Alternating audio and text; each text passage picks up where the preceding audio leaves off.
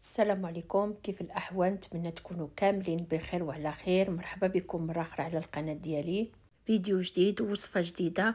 الوصفة ديال اليوم هي واحد الحلوة سهلة وراقية وكتصلح لجميع المناسبات. هذه من طبيعة الحال راها معلكة ديال اللوز، ولكن بواحد الطريقة شوية مختلفة. المعلكة ديال اللوز يعني غنية عن التعريف، كلشي كتعجبو هاد الحلوة هذه، وكتصلح كيف ما قلت لكم جميع المناسبات. غير هنا بزاف الناس كيتخوفوا من اللوز اللي كيكون غبره. في الحقيقه هو كيجي ناشف في المعلكه. ولكن انا غنعطيكم واحد السر باش يجي، يعني هو سر بسيط من طبيعه الحال، ولكن باش تجيكم معلكه وما تجيش ناشفه من الداخل. هنا انا خديت 250 غرام ديال اللوز غبره، اللوز اللي كيتباع يعني مطحون هكا واجد. وعندي 50 غرام هنا. هاد المعلكه غادي نديرو فيها هاد الاضافه اللي هي زوينه بزاف، هي ولا دوائر ديال الليمون معسلين. هنا انا بالنسبه ل 250 غرام ديال اللوز درت غير 50 غرام. وعندي جوج معالق صغار ديال الزبده ما مذوباش، ومعلقه صغيره ديال الكونفيتير ديال المشماش، ممكن تعوضوها بالكونفيتير ديال الليمون ماشي مشكل. وعندي واحد 70 غرام ديال السكر كلاص، ممكن ديروا حتى 100 غرام. وعندي بيضه مطربه. علاش طربت البيضه؟ حيت غادي نبقى نزيد شويه بشويه على حسب شحال غادي يهز لي داك اللوز. وعندي رقائق اللوز للتزيين في الاخير، ممكن تعوضوهم باللوز كونكاسي. وواحد بيض ديال البيض حتى الاخير غادي تشوفوه معايا. هنا في الاناء اولا في بول اولا في اي يعني واخا تكون قصريه، الا كانت عندكم كانتيلاف يعني اولا واحد العبار اللي هو كبير، كديروا واحد القصريه اولا طبيسيل، كديروا ديك اللوز غبره اللي هو 250 غرام. هنا بالنسبه للزبده هذا هو السر. الزبده يعني نورمالمون في 250 غرام انا كندير غير جوج ديال المعالق الزبده مذوبين، ولكن هذه كنديرها ما مذوباش، وجوج معالق صغارين يعني ما مذوباش. وفي نفس الوقت الا ذوبناهم راه كيعطيونا عبر ديال 5 المعالق مذوبين، من 4 ل 5 المعالق. وضروري تخليوها هكا، حسن غير تكون في درجه حراره الغرفه. كنزيدو ديك 50 غرام ديال الليمون معسل مطحون، كندوزوه في الطحانه. ومعلقه ديال الكونفيتير ديال المشماش، كيف ما قلت لكم ممكن تعوضوها بالكونفيتير ديال الليمون، انا هذا اللي كان متوفر عندي. ودرت 50 غرام اولا 70 غرام ديال السكر كلاص. هنا السكر كلاص ممكن توصلوا حتى ل 100 غرام. الناس اللي باغيين يديروا اللوز بقشورو راه غيسلقوه ويفسخوه ويخليوه ينشف، ويطحنوه مع 100 حتى ل 120 غرام ديال السكر سنيده، اولا تكتفيو غير ب 70 غرام. ديك الساعه كتجي التعليكه زوينه، يعني اللي معروف بها في المعلكه ديال اللوز. غير هنا انا قلت لكم السر انكم ديروا دوك جوج معالق ديال الزبده. الا ذوبناهم راه كيعطيونا شي 5 د المعالق، وهو نورمالمون راه كنديروا في اللوز اللي كنقشروا غير جوج معالق ديال الزبده مذوبه. هنا انا درت واحد جوج معالق حتى ل3 ديال الزهر. ماشي مشكل، يعني المعلقه ما غتفرقش معنا.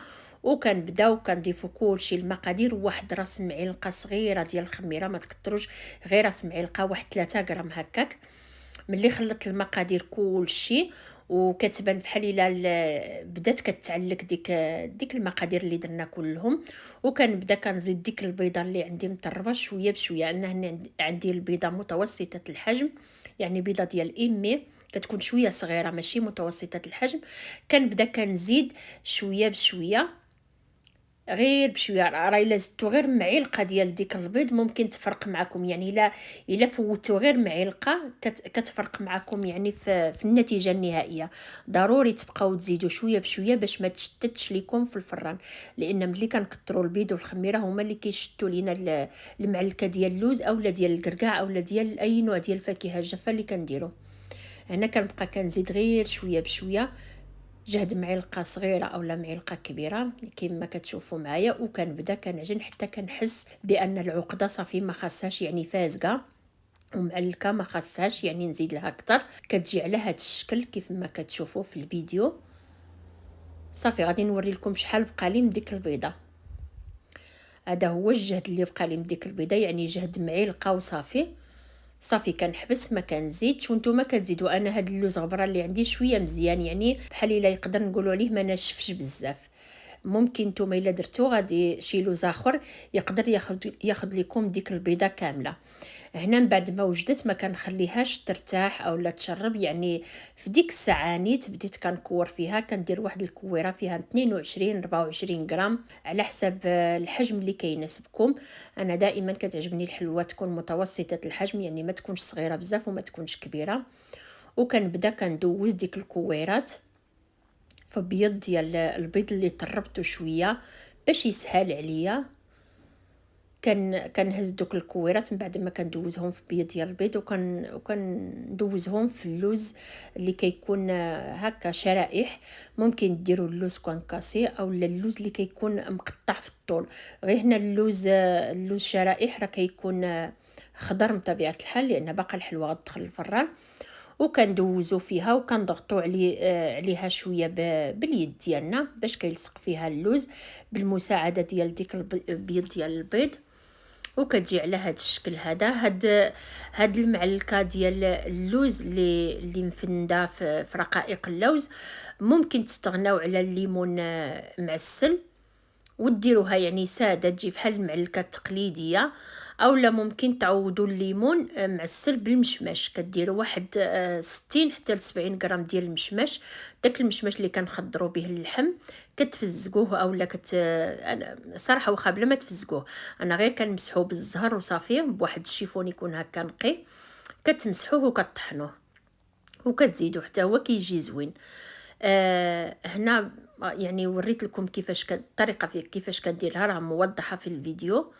كتهزو كتضغطوا شويه على اللوز باش يلصق، وراه كيلصق دغيا الصراحه. بالنسبه اللوز رقائق، انا هنا خدالي يعني هاد العبار ديال 250 غرام ديال اللوز، هز لي 200 حتى ل 220 غرام ديال رقائق اللوز.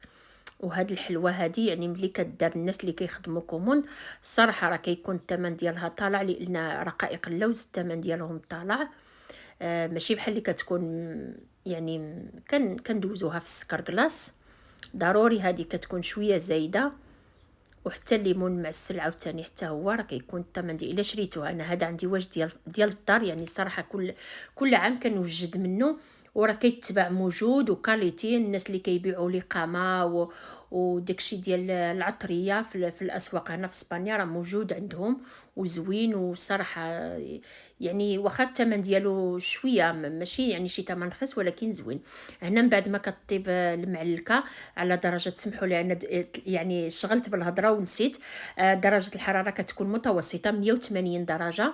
ممكن الا عندكم الفران مجهد كديروا غير 170 درجه وكطيب. انا كنشعلها من الفوق ومن التحت، ولكن كنقربها من الجهه الفوقانيه وكتعلكها كيف ما كتشوفوا معايا. كتجي معلكه زوينه ولذيذه. انا هنا زينتها بقشور ديال الليمون معسل نيت. نتوما بغيتو تدهنوها بالعسل اولا بالناباج. انا الناباج الصراحه ما عنديش معاه نهائيا، ما كيدخلش داري. نتوما لكم الاختيار، يعني ممكن دهنوها واحد شويه اولا تسخنوا العسل وتشيتوها غير واحد شويه باش تعطي لها ديك اللمعه. كتجي ملمعه وفي نفس الوقت ديك اللوز كيتبت عليها اكثر. انا اكتفيت غير بصراحه خليتها هكاك ساده وزينتها كيف ما قلت لكم بديك القشور ديال الليمون معسل. نتمنى من الوصفه ديال اليوم تكون عجبتكم ان شاء الله. شكرا لكم المتابعه، والسلام عليكم ورحمه الله.